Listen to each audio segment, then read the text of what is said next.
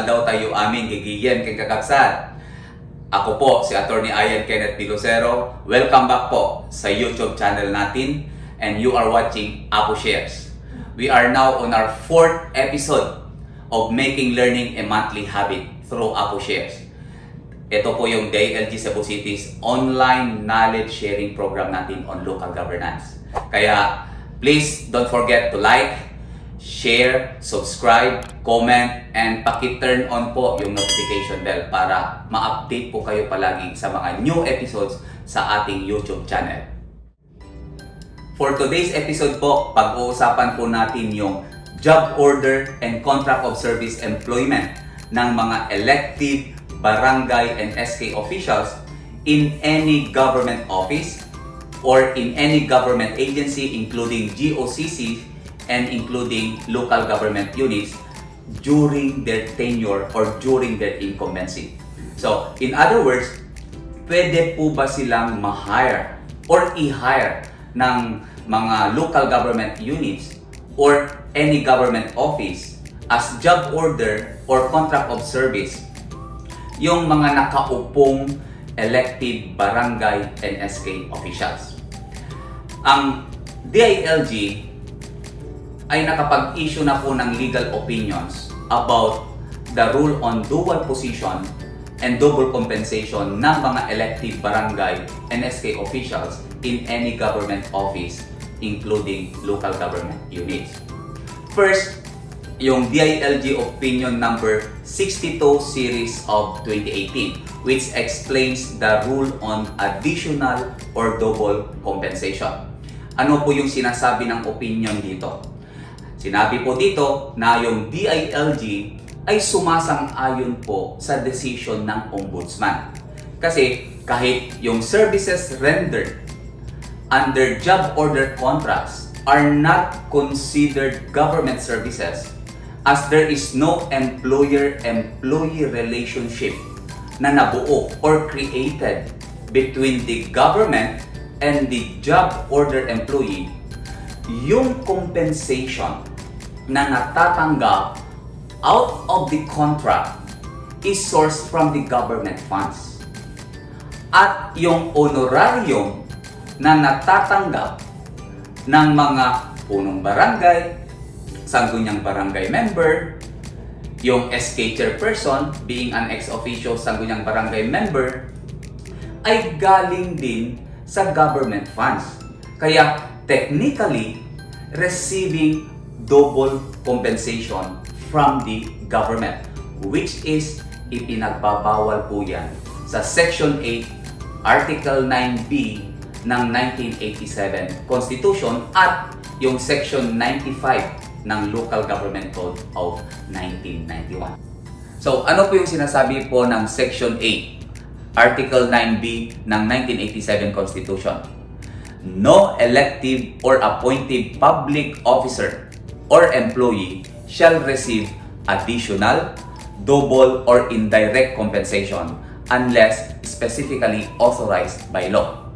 Then, yung Section 95 ng Local Government Code of 1991, yung provision ng additional or double compensation. Ito yung no elective or appointed local official or employee shall receive additional, double, or indirect compensation unless specifically authorized by law. Kaya, to allow job orders and contract of services as exemption would be to indirectly permit an act that is directly prohibited by the 1987 Constitution and the Local Government Code of 1991 on double compensation. Kaya it would be an interpretation na babangga po yan sa spirit and the intention of the prohibition. So, if such interpretation and practice ay ito-tolerate po natin, yung prohibition na yan ay madali lang i-evade or i-circumvent as if no qualified other persons were available. Therefore, qualifying for a job order or contract of service basis hiring po. Okay, let's proceed to the next legal opinion. Yung opinion number 66 series of 2018, which tackles the rule on dual position. Ano yung mga legal authorities po natin dito? Yung Section 7 ng Article 9B ng 1987 Constitution at yung Section 94A ng Local Government Code of 1991. Ano yung sinasabi po dito? Yung Section 7, sinabi po dito na no elective official shall be eligible for appointment or designation in any capacity to any public office or position during his tenure. At yung Section 94, Paragraph A, no? Sinabi po rin dito na no elective or appointive official, local official, shall be eligible for appointment or designation in any capacity to any public office or position during his tenure. Okay, so ano yung sinasabi ng opinion po dito?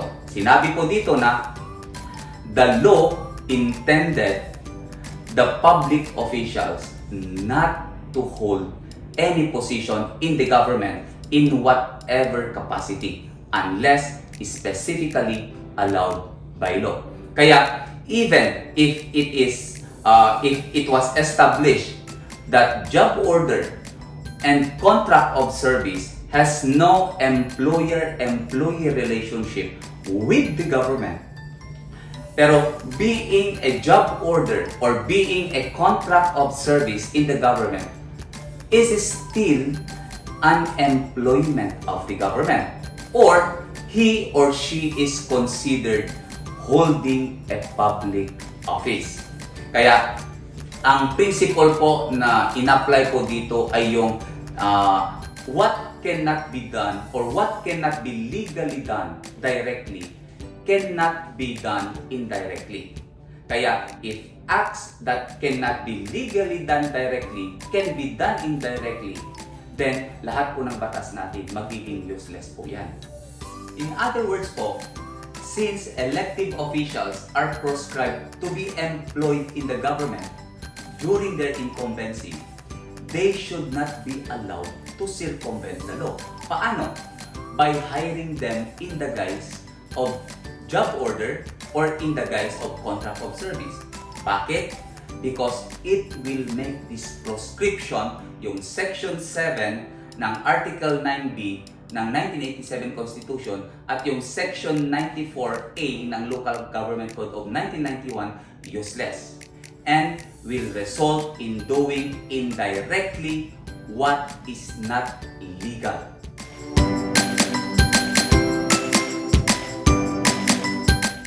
At dyan po nagtatapos ang ating short discussion on the rule on dual position and double compensation ng mga elective barangay and SK officials in any government office, including GOCC and local government units.